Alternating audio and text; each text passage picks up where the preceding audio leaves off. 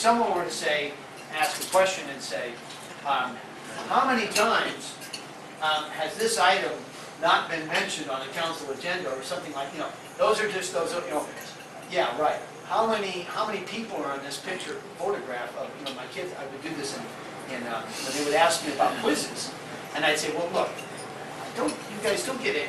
I'm not going to ask you how many people are in this picture, right? It's a big group picture, things like that. Sometimes though the questions are there, so that's where you got to, you have to. So maybe there's a set of words that can be used that say it's direct. It can be reasonably answered in a 5-minute time frame, right? And that could be a way to do it. That could be a way to do it. That members of the public have questions, and that would be a way to do it. To say time. Yeah. But here's the answer. Yeah, here's the answer. Yeah, but maybe at the start of the meeting you would make a public announcement that these questions were asked, or some questions were asked. Please go to the website. You can find the answers to that on the website. Okay, that were given to these staff members, and that could be a good suggestion we can go into. Certainly, it's something I can recommend, I can suggest, and I think Councilman Perillo and I are going to be on the Policies and Procedures Committee, and that is going to be an excellent forum where we might be able to incorporate that into the policies and procedures of the city.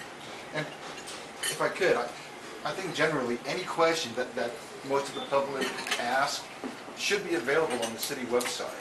So you should be able to have somebody from staff say, Mr. Pinedo, if you go to this link and you click and there it is. Unfortunately, the city's website isn't quite that robust yet. So Jackie, I think had a question. Actually, thank you.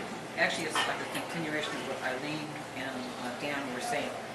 You have, I've heard you many times personally, say someone from staff will answer your question.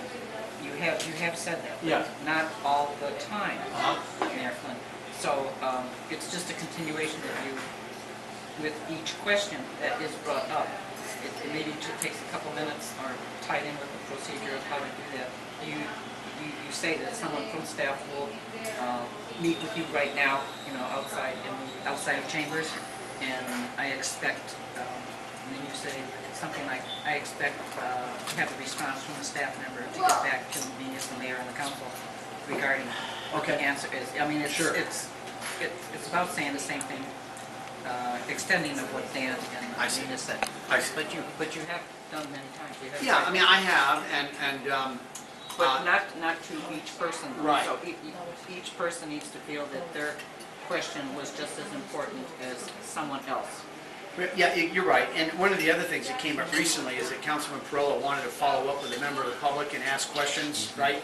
And then I stopped that, and I felt badly about doing it because my nature would be to say, oh, go ahead, why not?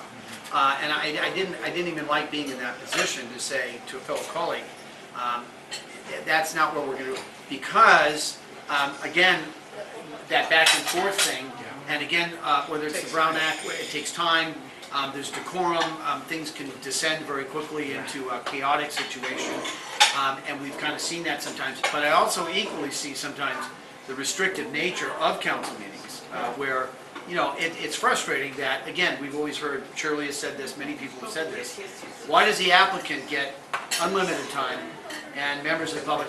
And sometimes, I wish that, it could be something of the nature of saying that if there were, this would be kind of interesting, I think it should be allowed actually, if as an example, say you have a major development coming up or something like that, and if you have speaker cards of people in the audience, and you have 30 speaker cards on an issue, or 20, and they can unite behind one person, and you give that person a reasonable amount of time, not necessarily all of their time, but a reasonable amount of time, and that group can unite behind that person, I think that's another good way too to deal with it, to say, right, and that person would be allowed PowerPoints, that person would be allowed other things that they could show, right?